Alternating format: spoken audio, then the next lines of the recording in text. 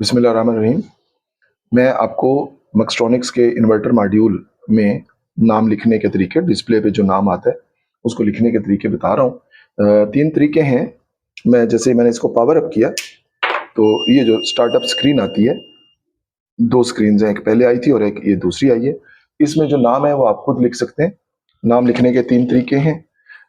एक बहुत आसान तरीका है मोबाइल फ़ोन के ज़रिए, एक है लैपटॉप के ज़रिए और तीसरा थोड़ा मुश्किल या पेचीदा तरीका है बटन्स के ज़रिए।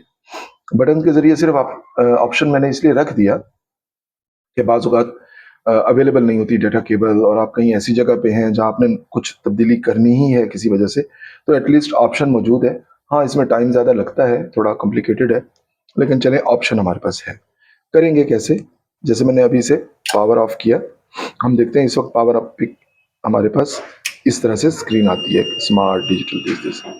आपने करना क्या है कि आपने इसे पावर ऑफ करके अप और डाउन का बटन दबा के रखना है और फिर इसे आपने पावर अप करना है।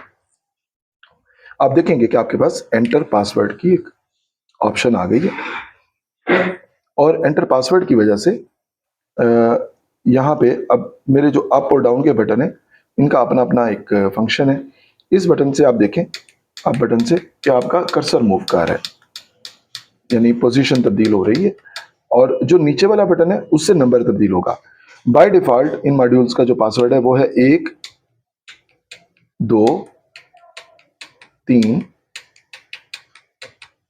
4 5। ये पासवर्ड आप कभी भी खुद बदल सकते हैं। तो नेक्स्ट टाइम अगर आपने इसको बदल दिया तो अगली दफा आपको फिर वही पासवर्ड देना पड़ेगा। 1 2 3 4। अब आपने क्या करना है कि एंटर का बटन दबाना है। अगर आपने गलत पासवर्ड दिया तो ये रॉन्ग पासवर्ड कहेगा।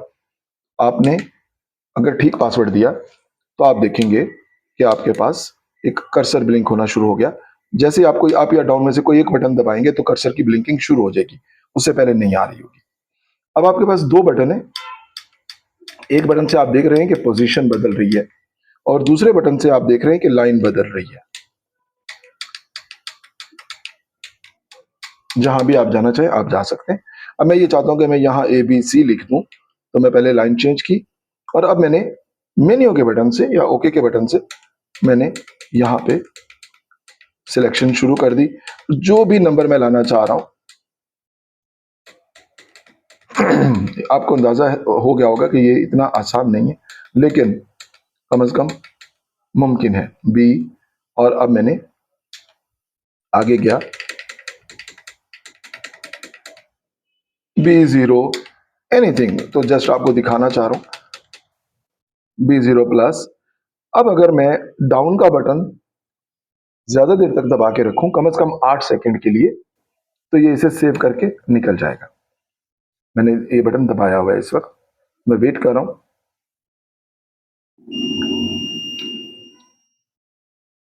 ठीक है, अब मैं सिस्टम को बंद करके दोबारा चला के देखता हूं क्या वाकई ये सेव हुआ। आपने देखा कि सिस्टम पे B0 प्लस आ गया। दूसरी लाइन ऑलरेडी खाली थी। अब ये लाइन थी पहली, यानी ये स्क्रीन थी पहली। आपने देखा होगा कि यहाँ 2 स्क्रीन हैं, तो पहली स्क्रीन को हमने एडिट कर लिया। दूसरी स्क्रीन के लिए हमने क्या करना है, दूसरी स्क्रीन के लिए हमें क्या करना होगा कि दोबारा उसी तरीके से, उसी मेथड से आप टेक्स्ट एडिटिंग सेक्शन में जाएं।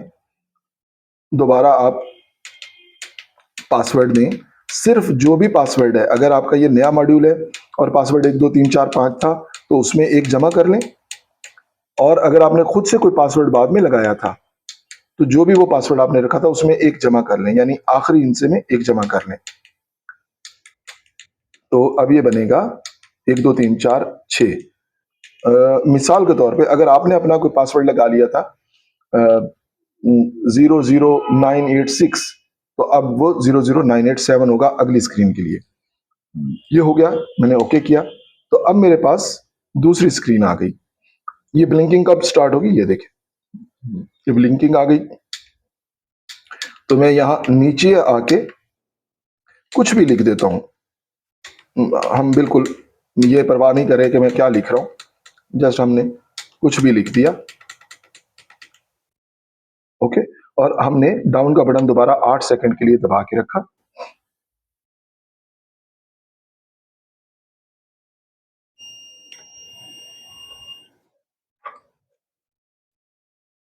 मैं इसे दोबारा ऑन करता हूँ, आप देखिएगा वो मेमोरी हो चुका होगा।